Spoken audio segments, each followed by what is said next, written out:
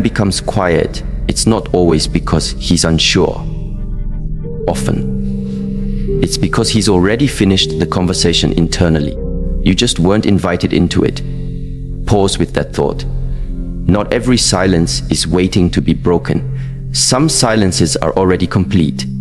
In relationships, we often misinterpret quietness as a sign that we should try harder, that we should prove our worth, fix something, or decode what went wrong. But the truth is simpler and more confronting. In nature, when water stops flowing, it isn't confused. It has already found its resting place. Likewise, when a person stops communicating, he may not be lost in thought. He may simply no longer feel moved to connect. This insight is not meant to break your heart. It's meant to awaken your heart. Because in that stillness, where you expected noise, you'll find something far more powerful than words: clarity. Clarity does not arrive with drama. It arrives with stillness.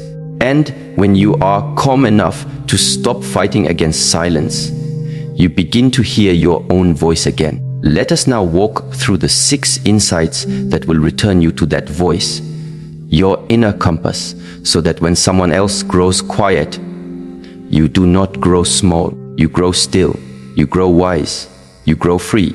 Welcome to Shi Heng Yi mindset, your space for calm, wisdom-based guidance on self, mastery, and relationships. Remember the name of our channel, Shi Heng Yi mindset, the only official source of calm, wisdom-based guidance. Beware of fake channels copying our voice. Stay aware. Stay true. There is a silence that speaks louder than any words, a quietness that carries the weight of a decision already made. In the world of relationships, we often assume that communication is always verbal, that clarity will come wrapped in carefully chosen sentences or emotional outbursts. But there is a truth more subtle and often more permanent. Silence is a language, and for those willing to listen, it tells you everything. In many relationships, silence is misunderstood. We are conditioned to view it as a space waiting to be filled, as though it is just an intermission in a play that will soon resume. But what if that pause is not an intermission? What if it is the final act that has already been performed internally? Silence, in its truest form, is not always a question mark. Sometimes it is a full stop. When a man becomes quiet, it is easy to believe he is confused, lost in thought, or contemplating his next move. But very often, that stillness is the after effect of an internal decision that has already been made. There may never be an announcement. There may never be closure in the way we crave. But something inside him has closed, quietly and completely. There is a Japanese saying that goes, "The deepest rivers flow in silence." It suggests that silence does not imply emptiness, it implies depth. In the same way, emotional decisions are often formed beneath the surface, away from the eyes of others, with no dramatic declaration. When he begins to withdraw, not physically, but energetically, it is often not because he needs space to think. It is because he has already thought. The emotional door has creaked closed, and now what remains is not hesitation, but peace with a decision he may never verbalize. The mind seeks reason, but the body communicates truth. You might find yourself checking your phone repeatedly, replaying conversations, wondering what you did wrong. You might feel the tension in your stomach, the tightness in your chest, and the loneliness of not knowing. But those signals are not just about fear. They are intuitive messages from your nervous system trying to tell you something that words will never convey. And here lies the lesson: to listen to silence as though it were language, because in many ways it is. In the beginning of relationships, words are abundant. Promises, laughter, long talks into the night, all spoken out loud, all easily interpreted. But as dynamics shift, words become fewer. Sometimes they vanish completely, and that absence can be terrifying. We wonder if we did something wrong. We wonder if he still cares. But the absence of sound is not always an invitation to try harder. It can be the clearest form of communication there is. It can be the message that says, I am no longer available for this. This is where inner awareness becomes your ally, to recognize that not every quiet moment is indecision. Some silences are conclusion. You may not have heard the door close, but you feel the breeze from it shutting. You sense that something has changed, and in that sensing lies your wisdom. The moment you stop trying to fill the silence, you begin to understand it. The need to explain, to clarify, to chase, those are impulses born from fear. But fear clouds perception. It makes us believe that we can fix what is already final. It convinces us that with enough effort, we can reverse what has already been felt and decided.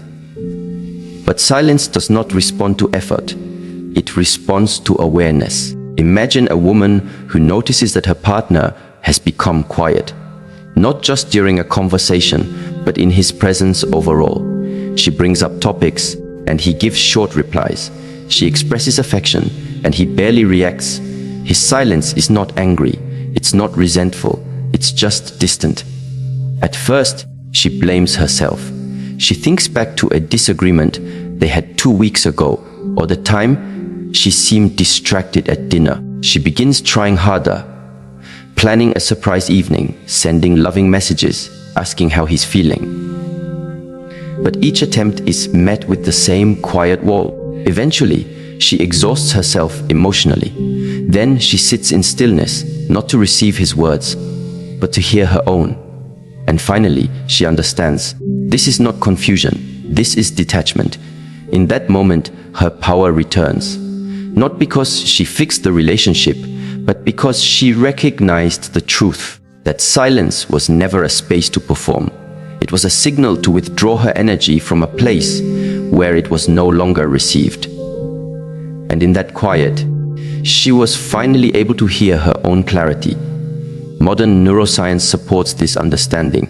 Our nervous system is constantly scanning for cues of safety or danger in relationships.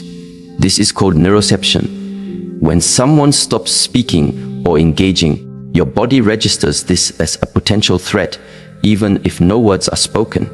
You may experience anxiety, overthinking, or a deep emotional ache. These are not signs of weakness. They are biological signals telling you that connection is being disrupted. The mistake is to override these signals with logic, to say, he's just busy, or maybe I'm overreacting. But your body is speaking before your brain catches up. And it is often right. This is why emotional attunement is essential, not just with others, but with yourself. When a person becomes silent, pay attention not only to their absence, but to your response to it. Does it make you want to prove your worth? Does it make you shrink or chase? Or does it help you return to your center and observe the shift without losing yourself in it? Let us move deeper. When a person goes quiet, something fascinating happens in your body, your sympathetic nervous system. What we know as the fight or flight mode activates.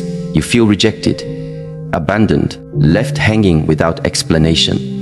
And often, the first reaction is to do something about it. Reach out. Fix it. Make them talk. This is natural, but it is also often unwise. You see, the quiet is not always yours to solve. It is not always your job to break it. In fact, many times, the quiet is not about you at all. It is about their own emotional decision-making process, which they have chosen not to share with you. And that is where your choice begins. Not in whether they talk or not, but in how you respond to the absence. Will you fill it with desperation, or will you hold it with dignity? Real life examples are not hard to find. Consider a woman named Lara, who spent 8 months dating someone she deeply admired. They had chemistry, connection, and what seemed like potential, but slowly he became quiet. Fewer texts, shorter calls, less presence. She asked if everything was okay, and he said yes. But his energy said no. She tried to re-engage him through humor, affection, even silence of her own. Nothing worked, until finally she realized he had already exited. He just hadn't said it out loud. She was still playing a part in a scene that had already ended in his mind. She stepped back, not out of resentment, but out of reverence for her own peace. And in that stepping back, she reclaimed her time, her energy, and her worth. There was no confrontation, no dramatic farewell, just stillness. That kind of self-respect is what makes silence transformative, because silence is not just the absence of sound. It is the presence of space, and in that space, something powerful can grow, but only if you are not crowding it with denial, performance, or fear. A man who is quiet has already spoken, not with words, but with disconnection. Not every man who is silent is confused. Many are simply done. And that is not cruelty, it is clarity. It is the unspoken conclusion of an emotional equation that no longer balances. You may not understand the formula, but you can feel the answer. And your job is not to argue with the answer. It is to honor it, because the sooner you listen to what is no longer being said, the sooner you can stop begging for communication and start building communion with yourself. There is a difference. Communication demands something from another. Communion begins within. It says, even in your absence, I am present to myself. And this leads us naturally into the body. The nervous system, as mentioned, holds memory. It holds trauma, but it also holds wisdom. When someone becomes silent, your body is the first to know. It remembers the moment their eyes stopped lighting up at your arrival. It notices the pause before they respond to your messages. It records the subtle shift from inclusion to avoidance. And if you listen to your body instead of overriding it with stories, you begin to hear the truth. Have you ever walked into a room and felt someone's energy before they even spoke? That is your body reading silence. It is a skill, not a superstition. In relationships, this skill is gold.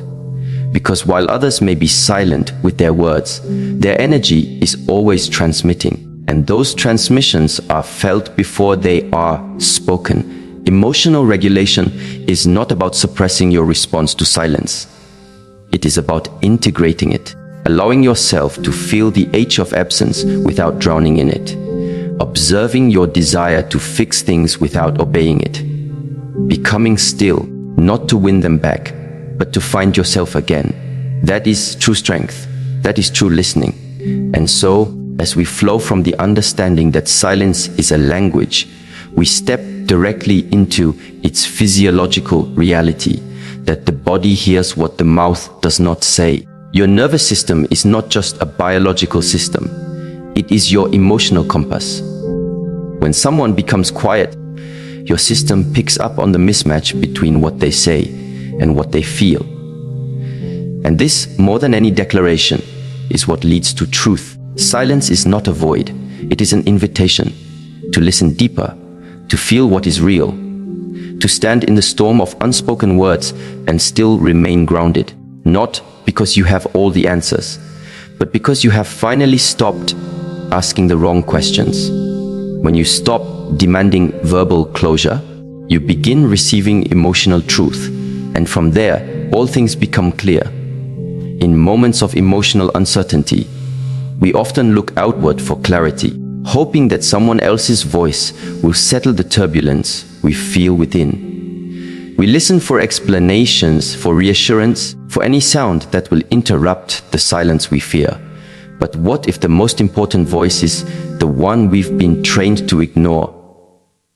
Our own. The ability to listen without needing words, to observe without reacting, is not a skill that comes naturally. It is cultivated, and it begins with inner stillness. Stillness is not the same as doing nothing. It is the ability to pause your reactivity, suspend judgment, and feel deeply without immediately reaching for control. In relationships, especially when faced with someone else's emotional silence or detachment, this skill becomes vital. The temptation is to act, to ask questions, to plead, to fix. But silence is not always a problem that needs solving. Sometimes it is a mirror reflecting your own inner noise. And the deeper question becomes, can you sit still long enough to hear what others are not saying? And more importantly, can you hear what you are not saying to yourself? Inner stillness creates space between stimulus and response. When a man withdraws or becomes emotionally quiet, you may feel a tightening in your chest, a racing in your thoughts, or a sudden fear of abandonment. This is not weakness. It is a very human response to perceived disconnection. But without the capacity for inner stillness, those signals trigger immediate reaction. You call, you text, you analyze every previous interaction. Your mind races to interpret the silence through your own emotional lens, usually tinted by fear. Now imagine the alternative. A woman receives no response from a man she's emotionally involved with. Instead of panic, she notices the rising anxiety in her chest. She places a hand gently over her heart, not to suppress the feeling, but to acknowledge it. She breathes. She doesn't rush to conclusions, nor does she chase. She stays with herself. In that moment, she is no longer begging to be seen. She is seeing herself. That is the power of inner stillness. It does not change what others do, but it transforms your relationship to what they do. Stillness teaches you to feel the full texture of an experience without needing to escape it. It allows you to listen without interrupting, to observe without judging, and to respond without grasping. This becomes especially powerful when someone you care about begins to withdraw emotionally. In that space, stillness becomes the bridge between their silence and your wisdom. In Eastern traditions, silence is not merely the absence of sound, it is the presence of awareness. When a man grows quiet, he may not be asking for space. He may be unconsciously communicating a boundary, a loss of interest, or a retraction of emotional energy. If you are not still within yourself, you will miss the message entirely and misinterpret his distance as something to fix or fight. But if you are grounded in inner stillness, you begin to understand that not every silence requires action. Some silences require presence, and presence is born in stillness. There's an ancient story of a sage who was known for his incredible ability to listen. People traveled from distant lands to speak with him, believing he could offer the most profound advice. But often, he would sit in complete silence, saying nothing. Eventually, the person speaking would begin to hear their own thoughts more clearly, their own emotions more deeply. Many left his presence with tears, not because of anything he said, but because of what his silence allowed them to hear within themselves. The same is possible in relationships. You don't always need answers. You need stillness to hear your own clarity beneath the noise of doubt. When someone becomes emotionally unavailable or goes quiet, your first instinct may be to pursue. This comes from a natural desire for connection. But often, the chase isn't about love. It's about discomfort with uncertainty. Stillness helps you hold that uncertainty without losing yourself. And the moment you stop needing their voice to validate your worth, you begin to experience the power of listening inward. This is not a passive surrender. It is an active form of inner mastery.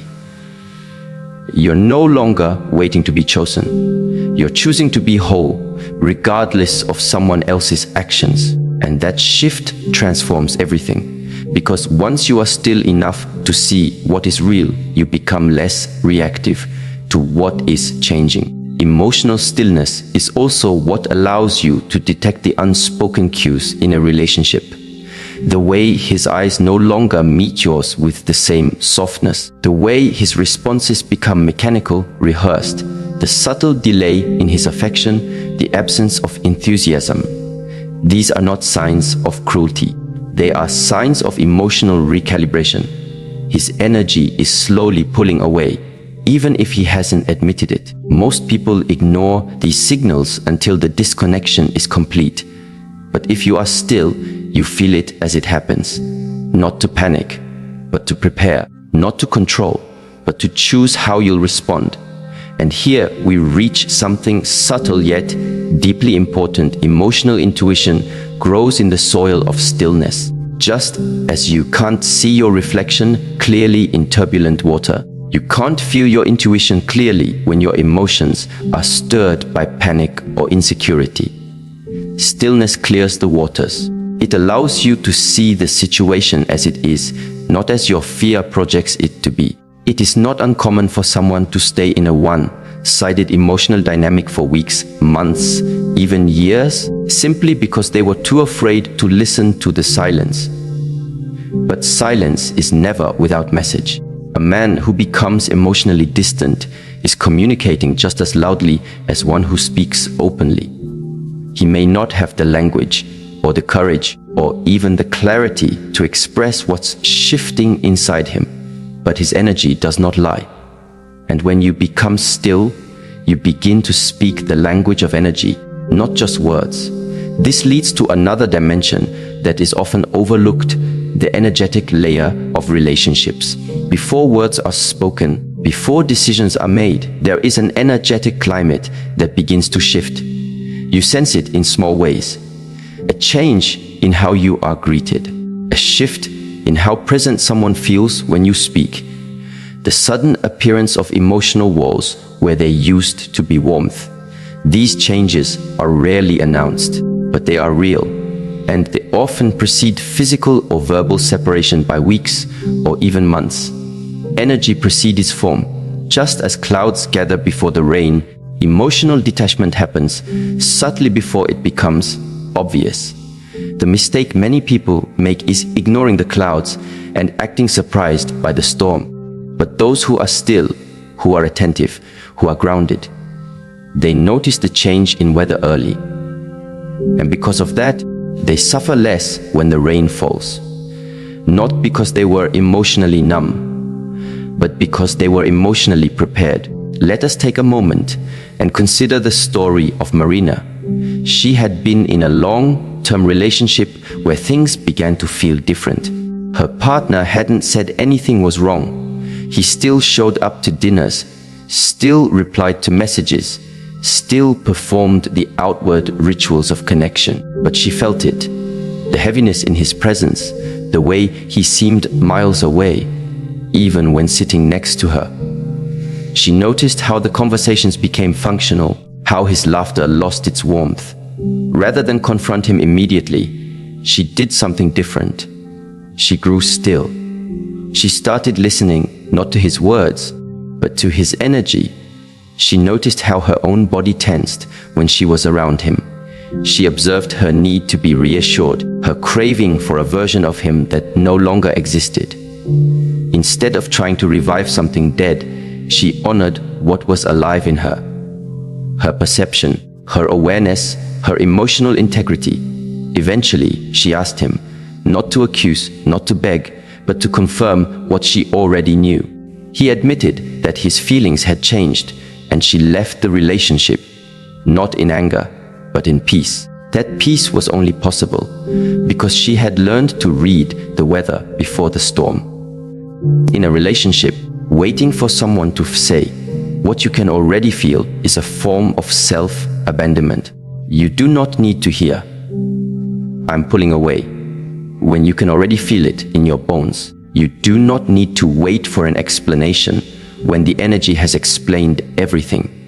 The real question is, do you trust yourself enough to respond to the energy, or do you wait for words that may never come? Stillness is what allows you to make decisions from clarity, not from reaction. It is the space in which your intuition speaks. It is the ground on which your dignity stands. And when you are still, you no longer chase for answers, you receive them. This is the core of emotional maturity, not just in understanding others, but in understanding the subtle dialogue between your own mind, body, and spirit. When someone else's energy shifts, yours doesn't need to collapse. When their silence grows, your voice doesn't need to disappear. You remain present, clear, whole. This is not about winning or losing in love. It is about remembering who you are when the connection feels uncertain. Energy doesn't lie, and those who are still enough to feel it are never caught off guard. Emotional stillness is not apathy. It is awareness. It is the willingness to stop performing, stop pleading, and start perceiving. From there, everything changes.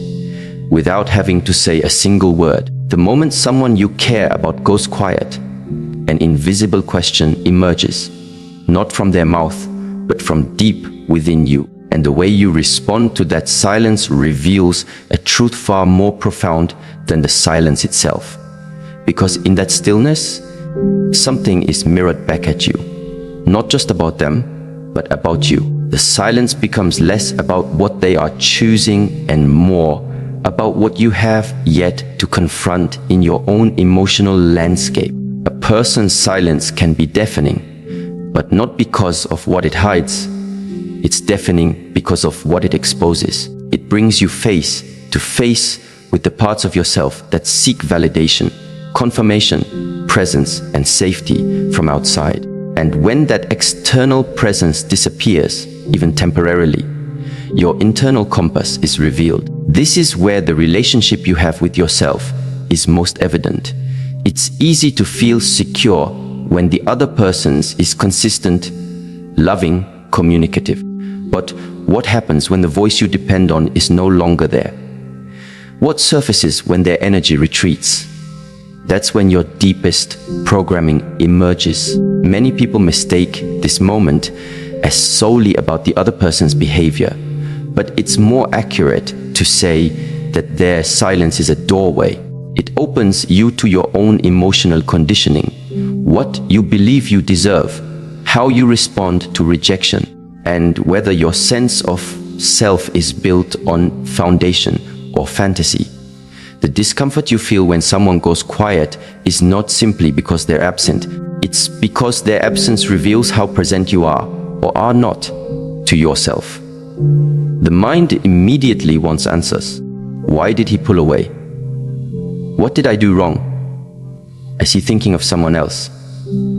These questions may seem rational, but they're often a defense mechanism. The real discomfort isn't from not knowing the answer.